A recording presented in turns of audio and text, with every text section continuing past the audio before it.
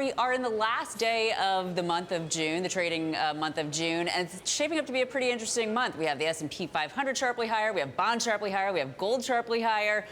Some people are calling this the everything rally. What do you make of it, and what do you think breaks it? Or makes it more? There's a number. Right.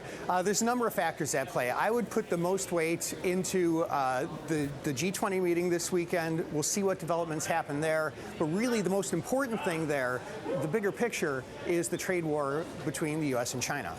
So you're looking for some sort of resolution, hopefully, between President Trump and Xi. What if we don't get that? There's actually a JP Morgan analyst on oil saying that there could be a crash in oil if they don't deliver. Would you agree with that on risk assets overall?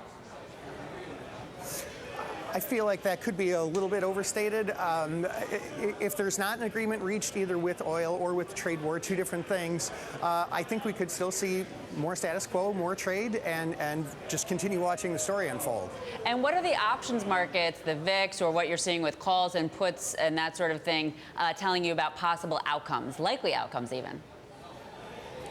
Right. With the VIX at 16, I think there's maybe two different things going on. I think there is some speculation that something could happen, either positive or negative, and people are buying options to speculate on that. But I also think there's a lot of hedging activity being illustrated in that bigger VIX number as well, just investors protecting themselves. So in other words, nobody knows, as is often the case with these sort of, not that it's a binary event, but sort of binary. So turning to your trade, Apple, I understand that it's technically driven, and we actually have a one-year chart of Apple in the Bloomberg with those moving averages. So talk to us about your trade and also the iron condor. What kind of strategy is that? Right. All the news that came out just today in Apple has been pretty well absorbed in the market. So I'm purely looking at this technically. Basically, we've got some support below the market at about 195, some resistance above the market at about 200. I give myself a little bit of extra room.